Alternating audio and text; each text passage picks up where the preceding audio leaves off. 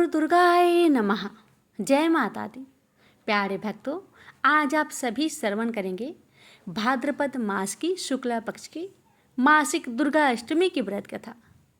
भक्तों, हिंदू धर्म में मासिक दुर्गा अष्टमी का बहुत महत्व है।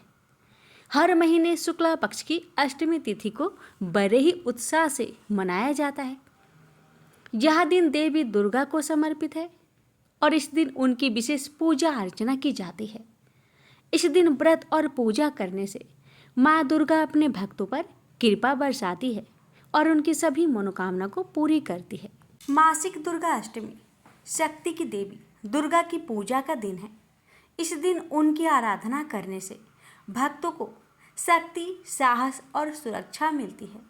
माना जाता है कि मासिक दुर्गा अष्टमी का व्रत रखने और पूजा करने से जीवन के सभी कष्ट दूर होते हैं। इस दिन माँ दुर्गा की सच्चे मन से पूजा करने से भक्तों की सभी मनोकामनाएं अवश्य ही पूरी हो जाती है। तो आइए भक्तों, बड़े ही श्रद्धा और प्रसन्नचित मन से श्रवण करते हैं आज की यह दिव्य कथा को। प्रेम से बोलिए जय माता दी। प्राचीन समय की बात है। महाराज धनु के 2 पुत्र थे। उनके नाम रंभ और करम्भ थे। उन दोनों की बड़ी प्रतिष्ठा थी। वे दोनों संतानहीन थे, अतः पुत्र प्राप्ति के लिए तपस्या करने लगे। उन्होंने कई वर्षों तक तपस्या की। पंचनंद के पावन जल में तपस्या आरंभ हुई। रंभ जल के अंदर दुष्कर तप करने लगा। रंभ परसष्ट दूध वाले बट वृक्ष के नीचे गया और पंचागिन की व्यवस्था करके तपस्या में लीन हो गया।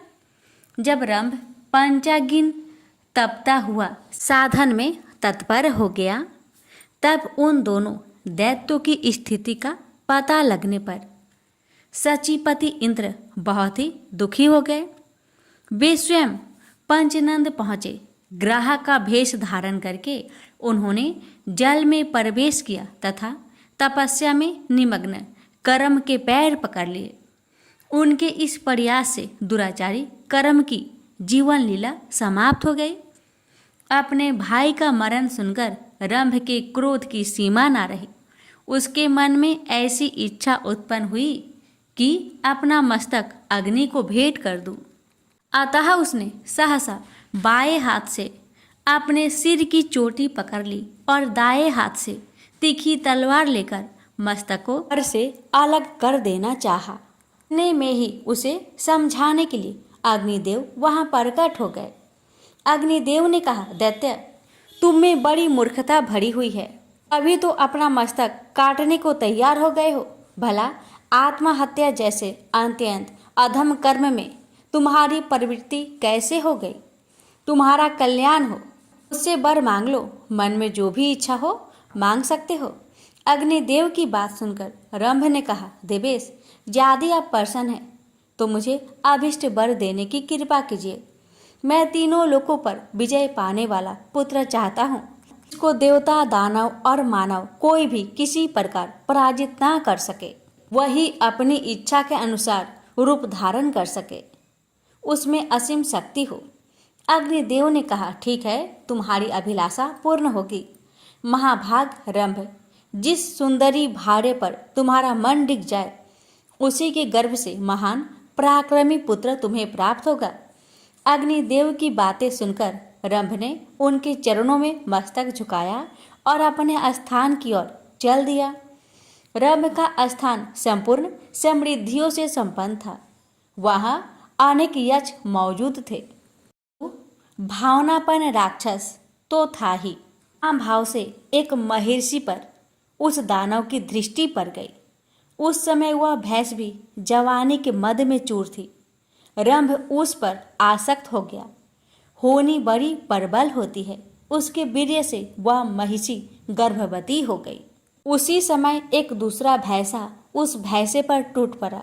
अतएव उस भैंसे को मारने के लिए रंभ स्वयं सामने आ गया और उस पर झपटा। वह बलवान भैंसा भी कामांध था। उसने तुरंत अपने नुकीले सींगों से रंभ को चोट पहुंचानी शुरू कर दी। इससे वह दानव मूर्छित होकर भूमि पर गिर पड़ा और उसके प्राण शरीर से अलग हो गए। अपने स्वामी रंभ के मर जाने पर वह बेचारी महिषी भय से अत्यंत घबराकर वहां से भाग चली। वह वेग पूर्वक एक बट वृक्ष के नीचे जाकर यक्षों की शरण में गई। उसके पीछे लगा हुआ वह भैंसा भी वहां पहुंच गया। बल के अभिमान में तो वह चूर था ही। यक्षों ने देखा कि वह महिषी अत्यंत कातर होकर आंखों से आंसू गिरा रही है और भय से उसका कलेजा कांप रहा है। साथ ही पीछे दौड़कर आता हुआ भैंसा उन्हें दिखाई दिया। अतः उस महिषी की रक्षा करने के लिए यक्ष उस भैंस का सामना करने के लिए तत्पर हो गए। अब उस भैंसे के साथ उन यक्षों का युद्ध छिड़ गया। यक्ष बाण बरसाने लगे।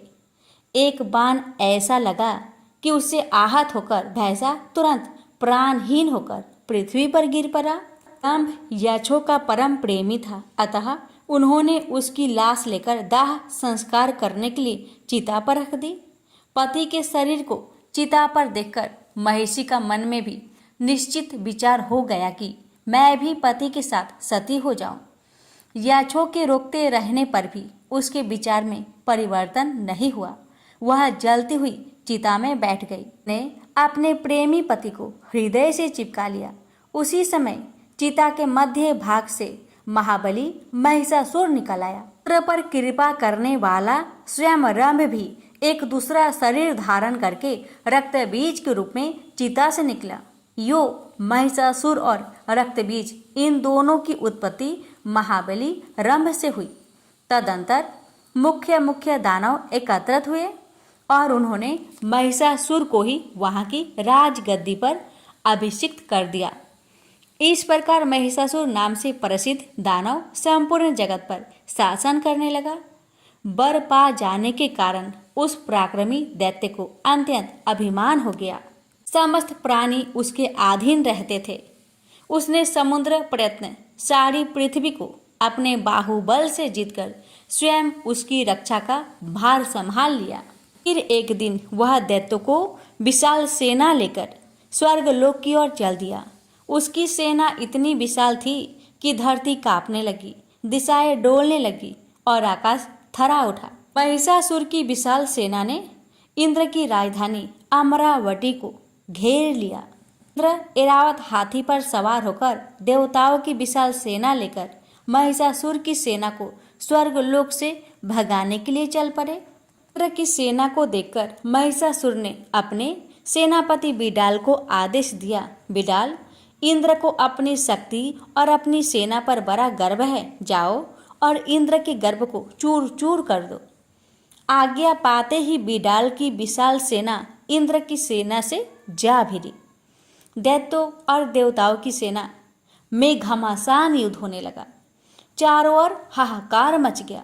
अचानक इंद्र के पुत्र जयंत ने सूर्य की किरणों की तरह चमचमाते 5 बाण धनुष पर चढ़ाए और बिडाल पर छोड़ दिया। जयंत के छोड़े हुए दिव्य बाण बिडाल की छाती से आकर लगे और वह बुरी तरह घायल होने के साथ ही मूर्छित होकर अपने रथ से गिर गया। बिडाल की सारथी ने उसे उठाकर रथ पर लिटा दिया और रथ लेकर महिषासुर की सेना के शिविर की ओर भागा। युद्ध भूमि से लौटे घायल बिडाल के पीछे पीछे हथियार फेंकती हुई इंद्र की सेना को देखकर महिषासुर की क्रोध की सीमा न रही।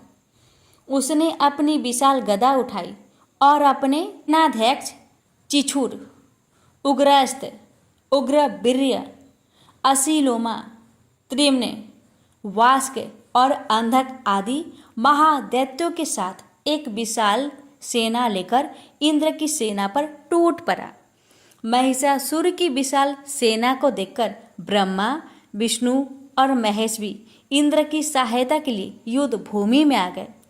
लेकिन महिषासुर ने अपनी असुरी शक्ति से असंख्य महिषासुर उत्पन्न कर दिए। ब्रह्मा, विष्णु और महेश जिस और भी देखते थे उन्हें असंख्य महिषासुर दिखाई देते थे। भगवान विष्णु ने अपने सुदर्शन चक्र को आज्ञा दी कि वह महिषासुर की इस असुरी माया को समाप्त कर डाले।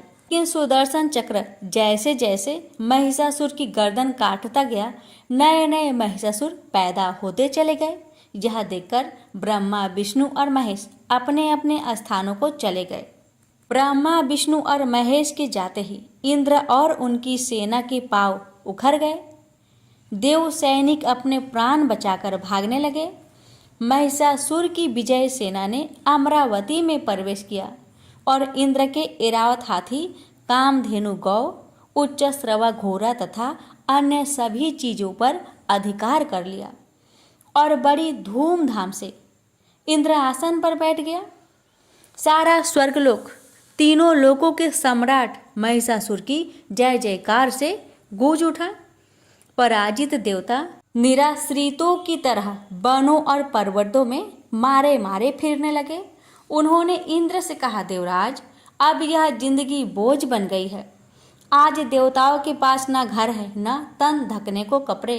आखिर कब तक हम निराश्रितों का साथ जीवन बिताते रहेंगे? हमारी सलाह मानिए और पितामह ब्रह्मा के पास चलिए, वह कोई न कोई उपाय अवश्य बता देंगे। सभी देवताओं के आग्रह पर इंद्र अपने साथी देवताओं के साथ ब्रह्मा जी के पास पहुंचे। इंद्र बोले, पितामह, इंद्र आसन पर अधिकार कर लेने के बाद भी महिषासुर के अत्याचारों का अंत नहीं हुआ है, कोई उपाय बताइए। ब्रह्मा जी बोले, मैंने महिषासुर को अवध्य और अपराजित होने का वरदान दिया है। उसे उसी वरदान का गर्व है, लेकिन मैंने वरदान देते समय ये भी कहा था कि उसे न तो पुरुष ही मार सकता है और ना ही पराजित ही कर सकता है। इंद्र बोले, इसका अर्थ है कोई स्त्री ही महिषासुर का वध कर सकती है? ब्रह्मा जी बोले, हाँ पुत्र, कोई स्त्री ही महिषासुर की अपार शक्ति से टक्कर लेकर उसका वध कर सकती है। इंद्र ने पूछा, ऐसी स्त्री कौन हो सकती है पितामह? ब्रह्मा जी ने कहा, चलो भगवान शिव के साथ भगवान विष्णु के पास चले, वही कोई उपाय सोच सकते हैं। ब्रह्मा जी भगवान शिव और इंद्र आदि देवताओं को लेकर क्षीर सागर में उस स्थान पर पहुंच गए जहां भगवान विष्णु शेषनाग की सैया पर शयन कर रहे थे। ब्रह्मा जी बोले, विष्णु जी, महिषासुर के अत्याचारों से दुखी देवता आज दर दर मारे फिर रहे हैं, आप ही इनके कष्टों को दूर कर सकते हैं। विष्णु बोले, पितामह, महिषासुर की असुरी माया को मेरा सुदर्शन चक्र भी पूरी तरह समाप्त नहीं कर पाया है। फिर आप ही बताइए, मैं आपकी किस तरह सहायता करूं? ब्रह्मा जी बोले, मैंने महिषासुर को अवध्य और अजय होने का वरदान देते समय कहा था कि संसार का कोई भी पुरुष उसका बाल भी बांका नहीं कर सकेगा। विष्णु जी बोले, इसका अर्थ है कि कोई नारी ही इस महादैत्य महिषासुर का वध कर सकती है। तब तो माँ भगवती के अतिरिक्त और कोई महिषासुर का वध नहीं कर सकता। वही योग निद्रा है, वही आदि शक्ति है। मुझ में, ब्रह्मा जी और शिव जी में जो भी शक्ति और सामर्थ्य है, माँ भगवती की दी हुई है। हमें माँ भगवती की ही स्तुति करनी चाहिए। वही संसार को महिषासुर के अत्याचारों से मुक्ति दिला सकती है। भगवान विष्णु की सलाह मानकर सभी देवता समुद्र तट पर आ गए और माँ भगवती की स्तुति करने लगे। तभी आकाशवाणी हुई, हे देवताओं, तुम सभी अपना अपना तेज एकत्र करो, मैं सगुण रूप धारण करके तुम्हारा उद्धार करूंगी। आकाशवाणी सुनकर ब्रह्मा, विष्णु और शिव के साथ अन्य सभी देवताओं का तेज इकट्ठा होकर जगमगाते पर्वत के रूप में दिखाई देने लगा, जिसकी ज्योति की किरणें लपलपाती लपटों की तरह दसों दिशाओं में फैली हुई थी। फिर वह ज्योतिपुंज बड़ी तेजी से नारी के रूप परिवर्तित होने लगा और उसने देवी का रूप धारण कर लिया। उसके प्रकाश से तीनों लोग जगमगा उठे। देवी का मुख शंकर के तेज से बना था। यमराज के तेज से सिर के बाल निकल आए।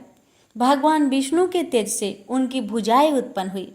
चंद्रमा के तेज से दोनों स्तन और इंद्र के तेज से कमर पैदा हुई। देवी की जांघें और पिंडलियां वरुण देव के तेज से, नितंब पृथ्वी के तेज से, हाथों की उंगलियां वस्तुओं के तेज से, दोनों चरण ब्रह्मा जी के तेज से, पैरों की उंगलियां सूर्य के तेज से पैदा हुई। प्रजापति के तेज से दांत और अग्नि के तेज से आंखें, संध्या की तेज से भौवें और वायु की तेज से कानों की उत्पत्ति हुई। फिर सभी देवताओं ने देवी को अपने अपने अस्त्र शस्त्र भेंट कर दिए। इसी बीच सूर्य ने देवी के रोम रोम में अपनी किरणों का तेज भर दिया। क्षीर सागर ने 2 दिव्य वस्त्र और उज्जवल हार भेंट किए। समुद्र ने चूड़ामणि, कुंडल, अर्धचंद्र भेंट किए। शेषनाग ने नागहार भेंट किए। अनेक प्रकार के अस्त्र शस्त्रों से सुसज्जित होने के बाद देवी ने कहा, देवताओं, अब तुम सब भय मुक्त हो जाओ। अब महिषासुर आपका कुछ नहीं बिगाड़ पाएगा। मैं बहुत शीघ्र ही उसे मारकर उसके सभी साथी दैत्य को यमलोक पहुंचा दूंगी। तुम जो कुछ खो बैठे हो तुम्हें प्राप्त हो जाएगा। यह कहकर माँ भगवती ने इतनी जोर से अट्टहास किया कि 10 दिशाएं, पृथ्वी और आकाश थर्रा उठे। दानव भयभीत हो उठे और अभिमानी महिषासुर देवी की भयंकर गर्जना सुनकर क्रोध से तमतमा उठा। बोला, हजारों बादलों की गर्जना जैसी भयंकर आवाज किसकी थी? सैनिकों, दौड़कर जाओ और मालूम करो। माँ भगवती के गरजने की आवाज अभी तक गूंज रही थी। उस गूंज का पीछा करते हुए महिषासुर के सैनिक उस स्थान पर पहुंच गए जहां माँ भगवती अपने सिंह के साथ बैठी थी। उस देवी को देखकर महिषासुर के सैनिक भागे भागे महिषासुर की राजसभा में आए। उन्हें देख महिषासुर ने पूछा, कुछ पता चला है सैनिकों? वह आवाज किसकी थी? सैनिक बोले, महाराज, निकट ही पर्वत पर एक ऊंची चट्टान पर एक बहुत ही सुंदर स्त्री बैठी हुई है। हालांकि वह तरह तरह के अस्त्रों शस्त्रों से सुसज्जित है, लेकिन उस जैसी सुंदर स्त्री तीनों लोकों में दूसरी नहीं मिलेगी। वह तो आपके राजभवन की शोभा के ही योग है। सैनिकों की बात सुनकर महिषासुर ने अपने सेनापति चिछुक को आदेश दिया, सेनापति जाओ और उस स्त्री को सम्मान सहित यहाँ ले आओ। आज्ञा पाकर सेनापति चिछुक सैनिकों के साथ लेकर माँ भगवती के पास पहुंचा। बोला, सुंदरी, आप इस निर्जन वन में अकेली क्यों बैठी हैं? आपको तो दैत्यराज महिषासुर की महारानी होना चाहिए था, जो इस समय तीनों लोकों के स्वामी हैं। माँ भगवती गुस्से से तमतमाकर बोली, महादैत्य चिछुक, मैं महिषासुर की अभिमान को चूर चूर करके उसे यमलोक पहुंचाने के लिए यहाँ आई हूँ। जाकर महिषासुर से कहो कि वह मुझसे युद्ध करे। चिछुक ने आकर माँ भगवती का संदेश महिषासुर को सुनाया तो वह क्रोध से तलमलाकर बोला, सेनापति चिछुक, अपने साथ एक विशाल सेना लेकर जाओ। मेरा विचार है कि वह सुंदरी उस सेना को देखते ही भयभीत हो उठेगी और चुपचाप तुम्हारे साथ चली आएगी। आज्ञा पाकर चिछुक दैत्यों की एक विशाल सेना लेकर माँ भगवती के निकट पहुंचा तो उस भयंकर सेना को देखकर डरने की बजाय माँ भगवती ने अपना धनुष उठाया और इतनी तेजी से बाण बरसाने लगी कि चिछुक और उसके सैनिक अपने अपने हथियार हाथों में भी ना ले सके। माँ भगवती की भीषण बाण वर्षा से असंख्य दानव सैनिकों को मौत के घाट उतार दिया। उसमें सेनापति चिछुक भी शामिल था। अपने सेनापति के मरते ही बचे खुचे सैनिक अपने अपने अस्त्र शस्त्र फेंककर भाग छूटे और महिषासुर के पास आकर बोले, महाराज, वह स्त्री कोई साधारण स्त्री नहीं है। उसने हमारे सैनिकों को अपने शस्त्र निकालने तक का अवसर नहीं दिया और इतनी तेजी से ऐसी भीषण बाण की वर्षा कर दी कि हमारी 3/4 सेना नष्ट हो गई। सेनापति चिछुर भी युद्ध में मारे गए। चिछुर की मृत्यु का समाचार सुनकर महिषासुर का क्रोध और भी भड़क गया। उसने अपने 2 सेनापतियों को आदेश दिया, सेनापति बाष्कल और सेनापति दुर्मुख, अपनी अपनी सेना लेकर जाओ और उस स्त्री को या तो यहाँ आने पर विवश कर दो या फिर मार डालो। महासेनापति चिछुर के वध का उससे बदला लेकर ही आना। आज्ञा पाकर दोनों सेनापति अपनी अपनी सेनाओं के साथ माँ भगवती के साथ युद्ध करने के लिए गए, लेकिन उनका तथा उनकी सेनाओं का भी वही हाल हुआ जो हाल चिछूर की सेना का हुआ था। हर बार पराजय के समाचार सुनकर महिषासुर का क्रोध चरम सीमा पर पहुंच गया। उसने अपने भी सेनापतियों को साथ लिया और असंख्य सैनिकों को साथ लेकर युद्ध भूमि की ओर चल दिया। तो भूमि में पहुंचकर उसने माँ भगवती से कहा, सामान्य सैनिकों को मारकर तेरा घमंड बढ़ गया है, लेकिन तू अब सावधान हो जा, तेरा काल तेरे सिर पर मंडरा रहा है। फिर भी यदि तू मेरी महारानी के रूप में मेरे राजभवन में चलने के लिए तैयार हो तो मैं तुझे क्षमा कर सकता हूँ। देवी भगवती बोली, युद्ध में क्षमा कायर मांगते हैं, ले संभाल मेरा बार। मैं तुझे तेरी समूची सेना और तेरे बचे खुचे सैनिकों सहित अभी समाप्त कर देती हूँ। देवलोक और पृथ्वी पर अधिकार करके तूने देवताओं और मनुष्यों को जितने दुख दिए हैं, मैं उतने ही बाणों से तेरे शरीर को बेध दूंगी। यह कहते ही देवी ने महिषासुर पर बाणों की वर्षा आरंभ कर दी। उनका सिंह भी क्रोधित हो उठा और दहाड़ता हुआ दानव सेना पर टूट पड़ा। देवी ने अपने ही रूप के अनेक गण उत्पन्न किए। युद्ध भूमि में चारों ओर देवियां ही देवियां दिखाई देने लगी। वे भयंकर गर्जना करते हुए दानव का संहार करने लगी। अपनी सेना का इतनी तेजी से संहार होते देख महिषासुर ने उससे दांत पीसते हुए भैंसे का रूप धारण कर लिया और देवी के गणों पर टूट पड़ा। लेकिन जब देवी के गणों का वह कुछ न बिगाड़ सका तो देवी के सिंह की ओर बढ़ा। देवी बोली, महिषासुर, तेरी अंतिम घड़ी निकट आ चुकी है। जब तक मैं मधुपान करती हूँ तब तक तू और गरज ले। महिषासुर बोला, मूर्ख स्त्री, मैं अजय हूँ। संसार का बड़े से बड़ा योद्धा भी ना तो मुझे मार सकता है न पराजित कर सकता है। जैसी स्त्री में भला इतनी सामर्थ्य कहाँ जो तीनों लोकों के स्वामी महिषासुर से टक्कर ले सके।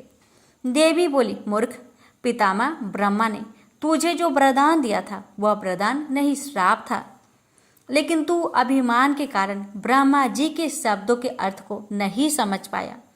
उन्होंने स्पष्ट शब्दों में तुझे बता दिया था कि तेरी पराजय और मृत्यु पुरुष के हाथों से नहीं, स्त्री के हाथों से होगी। यह सुनकर महिषासुर बोला, इसका अर्थ है कि ब्रह्मा ने मुझे मूर्ख बनाया। यह तो देवताओं की पुरानी आदत है कि वे दानव के साथ अनादि काल से ही छल करते चले आए हैं। मैं पहले तुझे ठिकाने लगा दूं, ब्रह्मा जी को ठिकाने लगा दूंगा। कहकर महिषासुर अपने खुरों से पृथ्वी को खोदने लगा। अपने लंबे नुकीले सिंगों से पर्वतों को उखाड़ उखाड़ कर देवी की ओर फेंकने लगा, जिससे पृथ्वी फटने लगी। उसकी पूंछ की फटकार से समुद्र पृथ्वी को डुबाने लगा। समूची सृष्टि इस तरह हाहाकार कर उठी जैसे प्रलय आ गया हो। देवी ने नागपाश फेंककर महिषासुर को बांध लिया, लेकिन वह भैंसे का रूप त्याग कर सिंह रूप में बदल गया। फिर जैसे ही देवी तलवार से उसका सिर काटने लगी, वह खड्गधारी पुरुष बन गया। देवी ने उसे बाणों से बेध डाला। तब उसने विशालकाय गजराज का रूप धारण कर लिया और देवी के वाहन सिंह को जकड़ लिया। यह देख देवी ने तलवार से उसकी सूर काट दी। महिषासुर देवी की ओर झपटा, लेकिन उसके और देवी के बीच अनेक देवी के गण आ खड़े हुए और महिषासुर से युद्ध करने लगे। फिर देवी उछलकर महिषासुर पर सवार हो गई और अपने पैरों से उसे दबाकर उसकी गर्दन पर त्रिशूल का वार किया। पैरों से दबा होने पर भी महिषासुर पुरुष का रूप धारण करके भैंसे के मुख से निकलने लगा, लेकिन अभी उसका आधा शरीर बाहर निकल पाया था कि देवी की तलवार ने उसका सिर काट डाला। यह देख महिषासुर की बची खुची सेना पाताल की ओर भागने लगी। महिषासुर के मरते ही देवता आकाश से देवी पर पुष्प बरसाने लगी। यक्ष, गंधर्व और किन्नर तरह तरह के वाद्य यंत्र बजाकर नाचने लगे। फिर से बोलिए, दुर्गा माता की जय। ये कथा उस समय की है जब राक्षसों तथा वानरों का युद्ध चिरकाल तक चलता रहा। राम रावण युद्ध में रावण राम का सामना नहीं कर पा रहा था। वह रणभूमि में धरती पर घायल होकर लौटने लगा।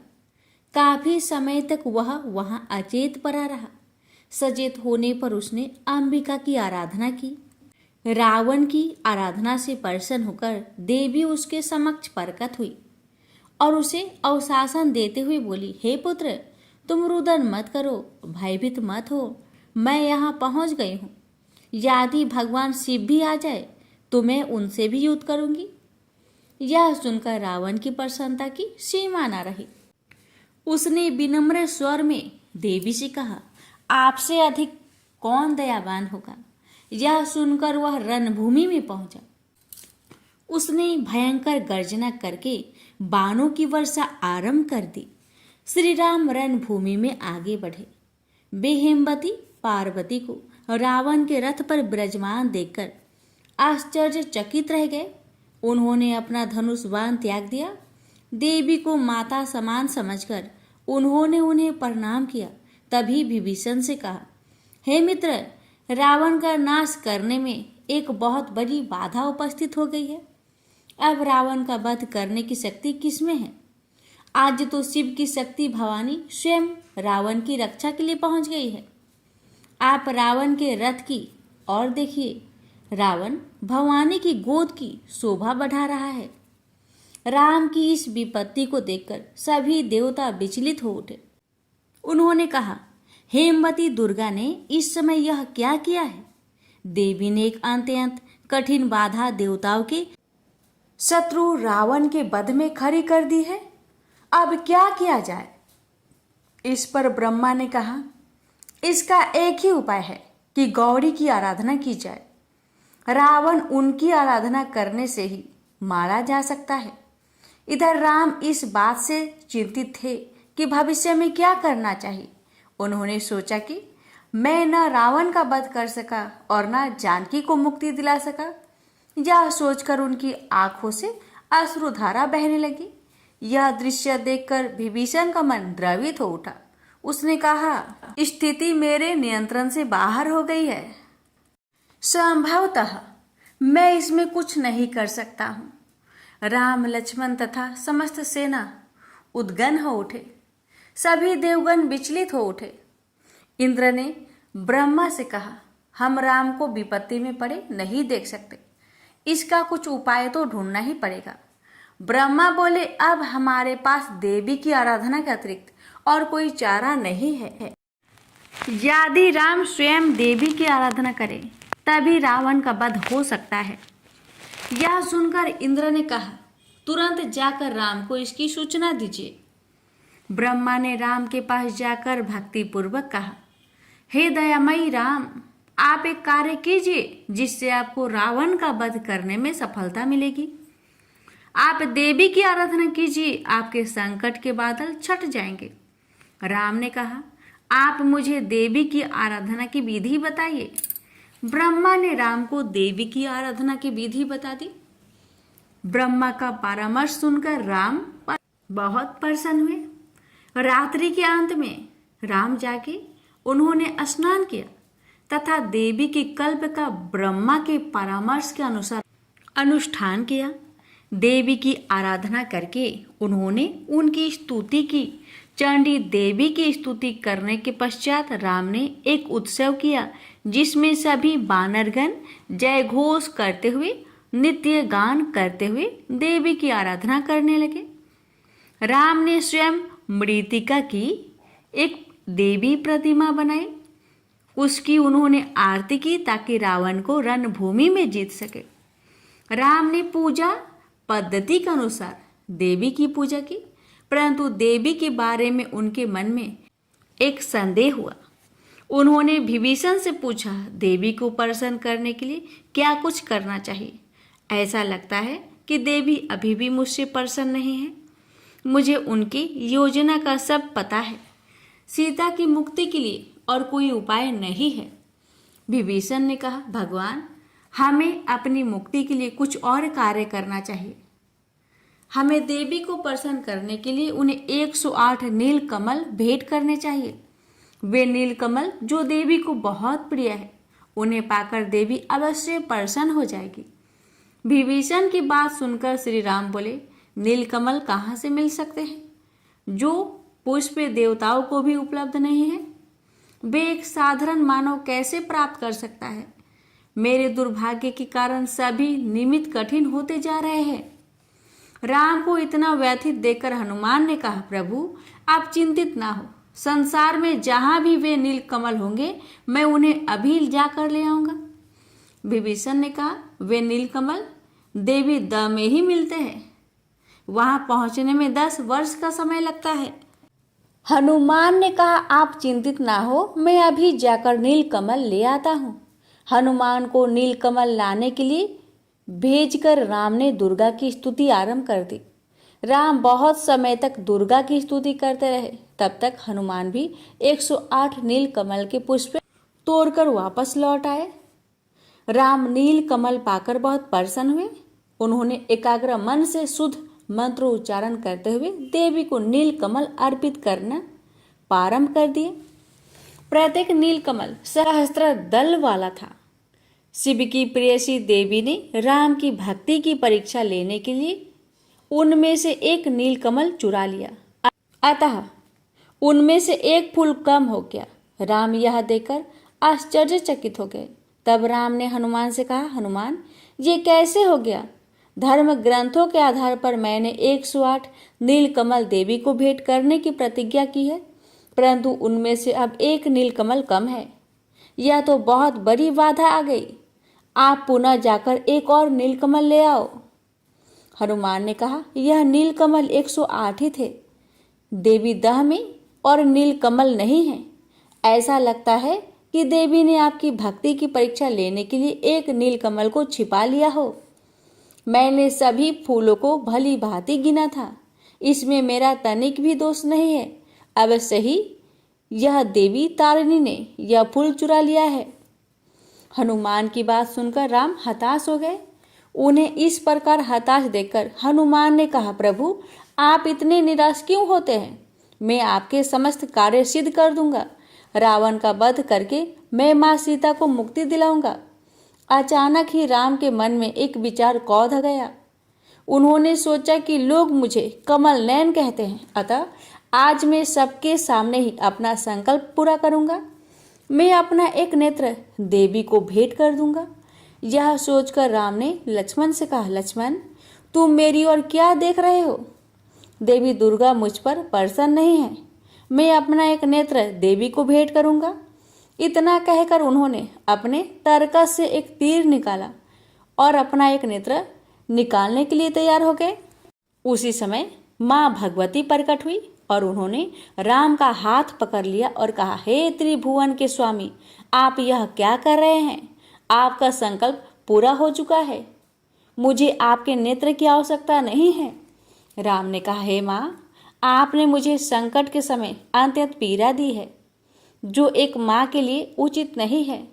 आपने पुत्र के लिए माँ की ममता का सभी ग्रंथों में बखान किया है, परंतु आपका व्यवहार मेरे प्रति तो एक मछली तथा सर्पनी जैसा रहा है। जानकी को मुक्ति दिलाने के अपने प्रयत्नों में संकट में फंस गया हूँ, अतः आप रावण के विनाश के लिए मुझे परामर्श दे। अब तक आपने जो कुछ भी किया है ठीक ही किया है। अब आप मुझ पर अपनी कृपा दृष्टि डालिए। मुझे आप पर बहुत विश्वास है। अब आप मुझे निराश ना करें। राम के वचन सुनकर भगवती ने अपना क्रोध त्याग दिया। प्रसन्नचित्त से देवी भगवती मधुर वाणी में बोली, हे कृपा सिंधु, भगवान सुनिए, आप तो तीनों लोकों के स्वामी हैं। आपका वास्तविक रूप किसी को ज्ञात नहीं है। जानकी प्रकृति की अवतार है। भगवान शिव के भी आप आराध्य देव हैं। रावण में सीता को रोकने का किंचित मात्र भी बल नहीं है। सीता की मुक्ति के बहाने आपने समुद्र पर सेतु का निर्माण किया, जिससे राक्षस नाश को प्राप्त हुए। आप सोचिए, रावण आपका द्वारपाल था। वह एक ब्राह्मण के श्राप के कारण धरती पर उत्पन्न हुआ तथा आपको उसने शत्रु के रूप में प्राप्त किया। उसके वध के लिए ही आपने धरती पर अवतार लिया है। आपने दुर्गा की पूजा शिक्षा के लिए की है। अब मैं रावण को त्याग कर जा रही हूँ। अब आप उसका वध कर सकते हैं। इतना कहकर देवी विलुप्त हो गई। सभी बानर तथा भालू प्रसन्न होकर नाचने गाने लगे। श्री राम ने 10वें दिन की पूजा करने के पश्चात देवी की प्रतिमा को जल में प्रवाहित कर दिया। उसके पश्चात राम रणभूमि में गए और उन्होंने रावण का वध कर दिया। प्रेम से बोलिए माँ भगवती की जय। दुर्गा कवच पाठ। पौराणिक मान्यता है कि मंत्रों में बहुत शक्ति होती है। अगर इस मंत्रों को सही से पढ़ा जाए तो प्रतिकूल कंपन को अधिक सकारात्मक और आकर्षक कंपन में बदलने की क्षमता होती है। अगर आप अपने चारों ओर फैली नकारात्मकता से परेशान हैं और आपको कोई रास्ता नहीं दिखाई पड़ रहा तो आपको दुर्गा कवच का पाठ करना चाहिए।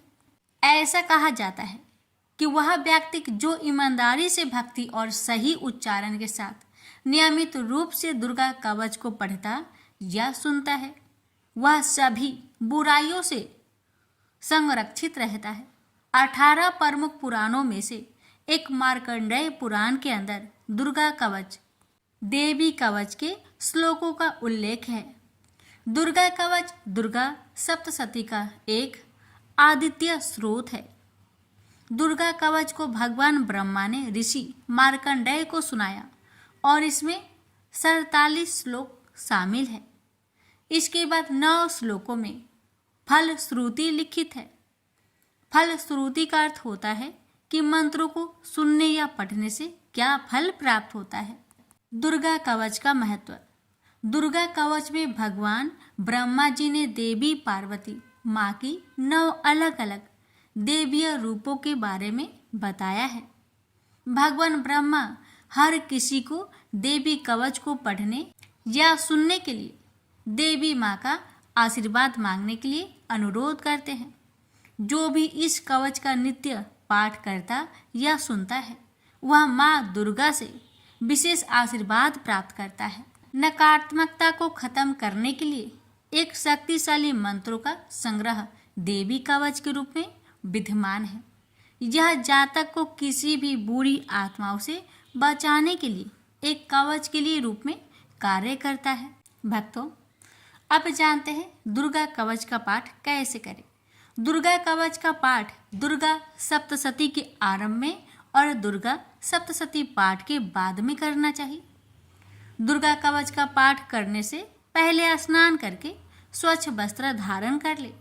इसके बाद माँ का ध्यान करे और घी का दीप जलाए। दुर्गा कवच का पाठ शुरू करने से पहले अपने मन से सभी दुर्भावनाओं को दूर कर दे और सिर्फ माँ की भक्ति के बारे में विचार करें। माँ को पुष्प अर्पित करने के बाद फल मिष्ठान का भोग लगाए और दुर्गा कवच का पाठ शुरू करें। दुर्गा कवच का पाठ करने के लाभ। दुर्गा कवच का पाठ करने से जातक के मन और उसके आसपास से नकारात्मक ऊर्जाओं का नाश होता है। दुर्गा कवच का पाठ करने से जातक को प्रेत बाधा जैसी समस्याओं से जल्दी मुक्ति मिल जाती है। दुर्गा कवच का पाठ करने से अकाल मृत्यु जैसे संकट दूर होते हैं। दुर्गा कवच का पाठ करने से बड़े से बड़े संकट का निवारण होता है। दुर्गा कवच का पाठ करने से असाध्य रोगों से मुक्ति मिलती है। इतना ही नहीं, दुर्गा कवच का पाठ से न्यायालय से जुड़ी मामलों में जीत हासिल होती है। भक्तों, इस पावन दुर्गा कवच का पाठ करने से इतना ही नहीं, शत्रुओं में भी विजय हासिल होती है। अब जानिए दुर्गा कवच पाठ करने के कुछ नियम। दुर्गा कवच करते समय शब्दों के उच्चारण का विशेष ध्यान देना चाहिए। अगर आप संस्कृत में पाठ नहीं कर पा रहे तो हिंदी में पाठ करें, लेकिन गलत उच्चारण में इसका पाठ कभी ना करें। दुर्गा कवच का पाठ करते समय प्याज, लहसुन, तंबाकू, मांस, मदिरा और किसी भी प्रकार के तामसिक भोजन को ना ग्रहण करें। दुर्गा कवच का पाठ करते समय पूर्ण ब्रह्मचर्य का पालन करना चाहिए। दुर्गा कवच का पाठ करते समय मन में कोई भी छल कपट, लोभ, लालच को नहीं रखना चाहिए और सच्चे मन से माँ की आराधना करनी चाहिए। दुर्गा कवच का पाठ करते समय स्वच्छ और सुगंधित वातावरण होना चाहिए। आसपास गंदगी ना हो, इसका विशेष ध्यान देना चाहिए। आइए रसपान करते हैं श्री दुर्गा कवच पाठ। प्रारंभ है। महर्षि मार्कंडेय बोले, हे पितामह, संसार में जो गुप्त हो और मनुष्यों की सब प्रकार से रक्षा करता हो और जो आपने किसी को आज तक न बताया हो, वह कवच मुझे बताइए। श्री ब्रह्मा जी कहने लगे, अत्यंत गुप्त व सब प्राणियों की भलाई करने वाला कवच मुझसे सुनो। प्रथम शैलपुत्री, दूसरी ब्रह्मचारिणी, तीसरी चंद्रघंटा, चौथी कुष्मांडा, पांचवी स्कंद माता, छठी कात्यायनी, सातवीं कालरात्रि, आठवीं महागौरी, नौवीं सिद्धिदात्री। यह देवी की 9 मूर्तियां हैं और यह 9 दुर्गा कहलाती है।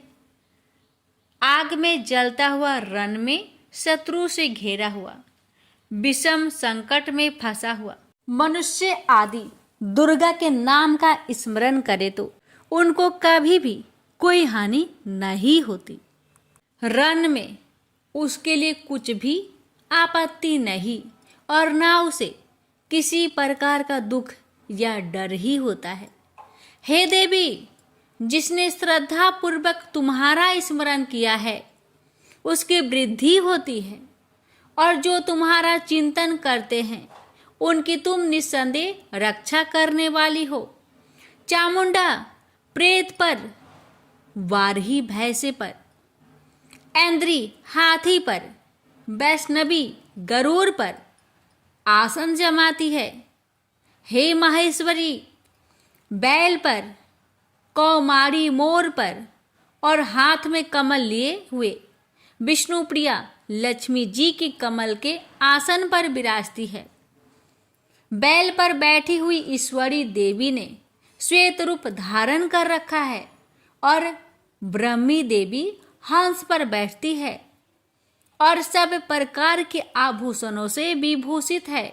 इस प्रकार यह सब माताएं सब प्रकार के योग शक्तियों से युक्त और अनेक प्रकार के रत्न धारण किए हुए हैं। भक्तों की रक्षा के लिए संपूर्ण देवियां रथ में बैठी तथा क्रोध में भरी हुई दिखाई देती है और ये शंख, चक्र, गदा, शक्ति, हल और मूसल, खेटक और तोमर, परशु तथा पास, कुंत और त्रिशूल एवं उत्तम सारंग, धनुष आदि शास्त्रों को दैत्य के नाश के लिए और भक्तों की रक्षा के लिए है और देवताओं के कल्याण के लिए धारण किए हैं।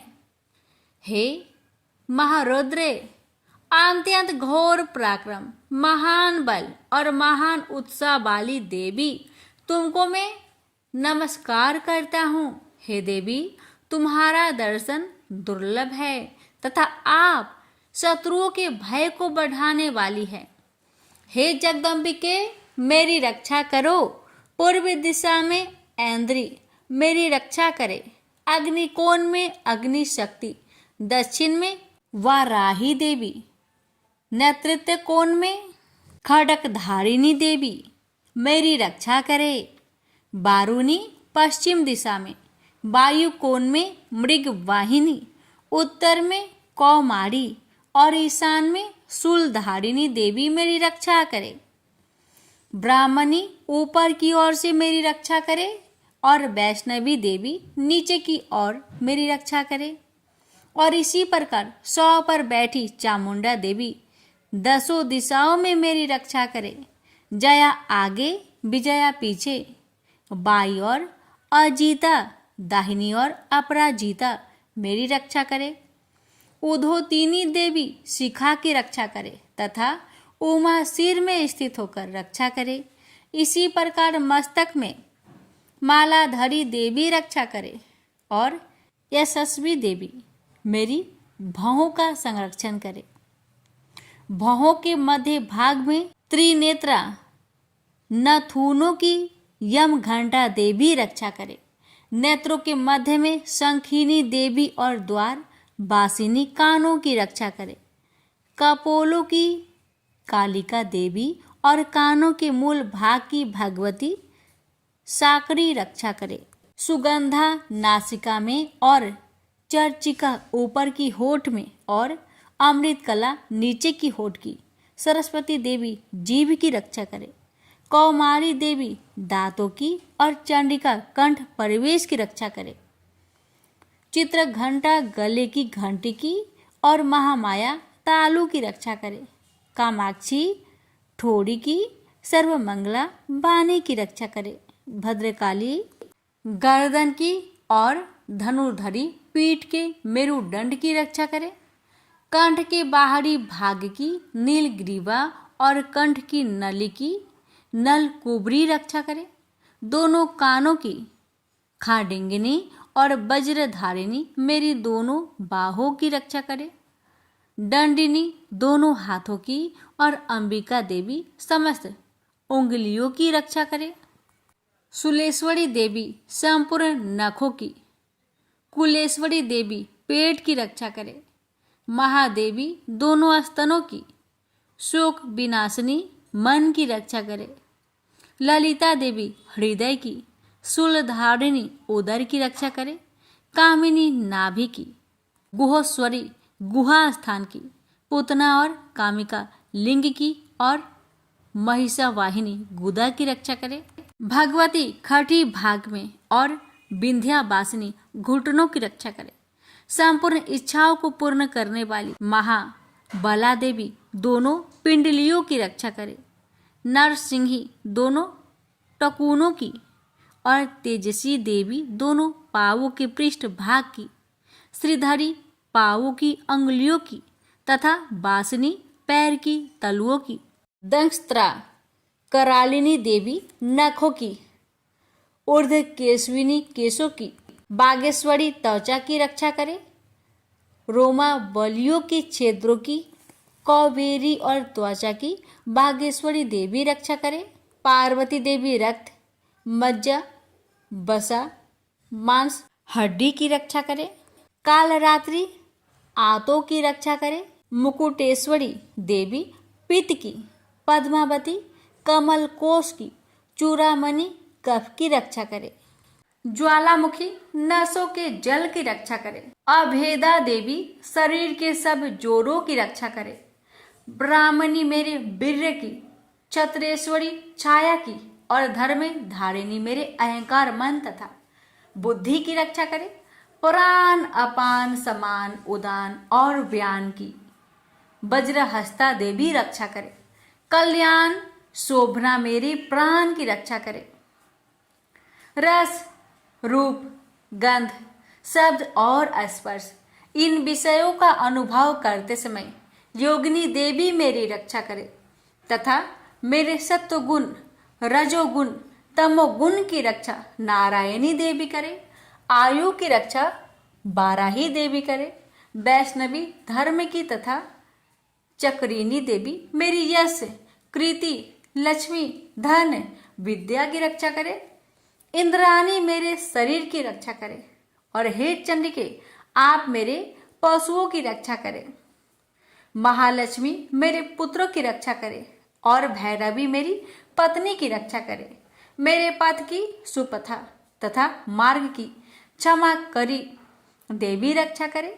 राजा के दरबार में महालक्ष्मी तथा सब और व्याप्त रहने वाली विजया देवी चारों ओर से मेरी रक्षा करे।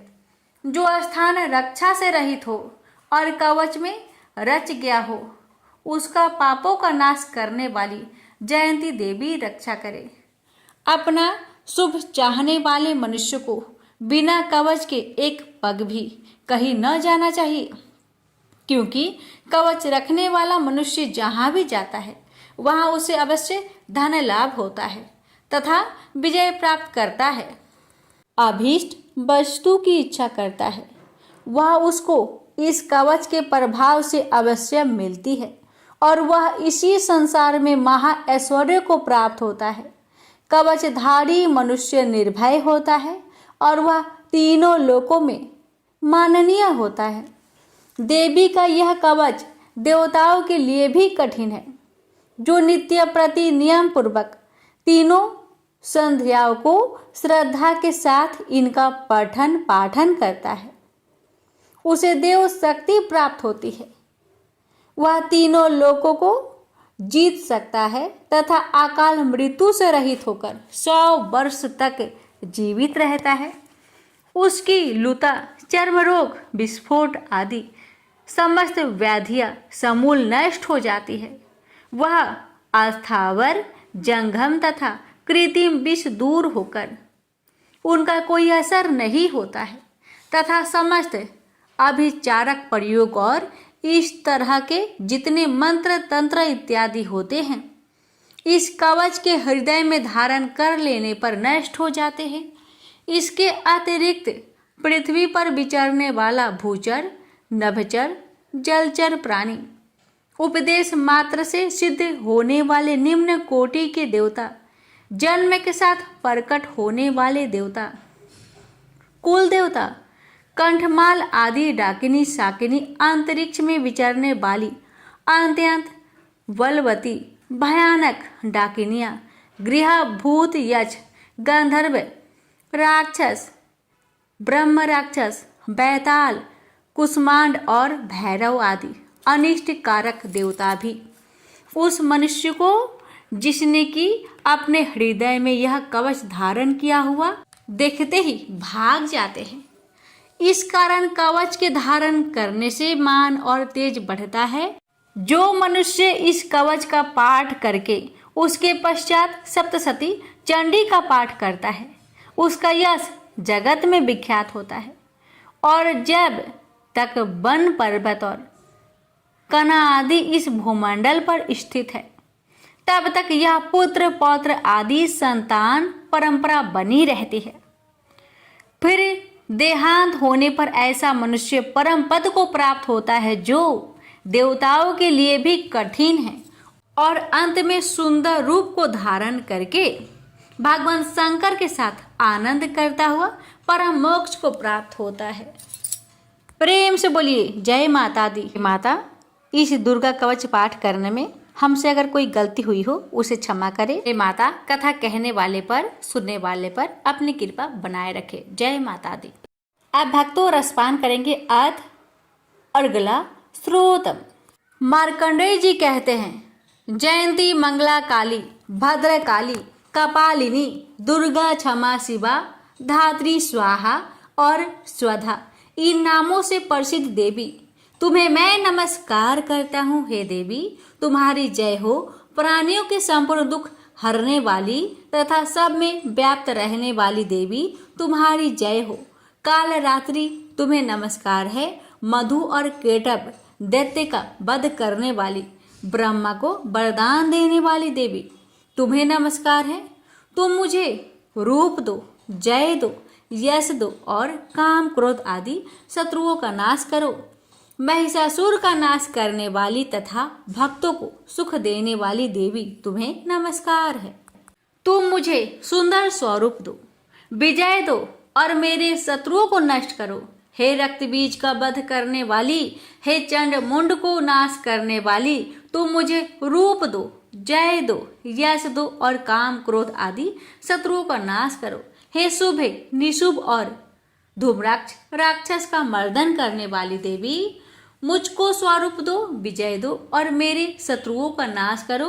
हे पूजित चरण युगल वाली देवी, हे संपूर्ण सौभाग्य प्रदान करने वाली देवी, तुम रूप दो, जय दो, यश दो और काम क्रोध आदि शत्रुओं का नाश करो। हे देवी, तुम्हारे रूप और चरित्र अमित है। तुम सब शत्रुओं का नाश करने वाली हो। मुझे रूप, जय, यश दो और काम क्रोध आदि शत्रुओं का नाश करो।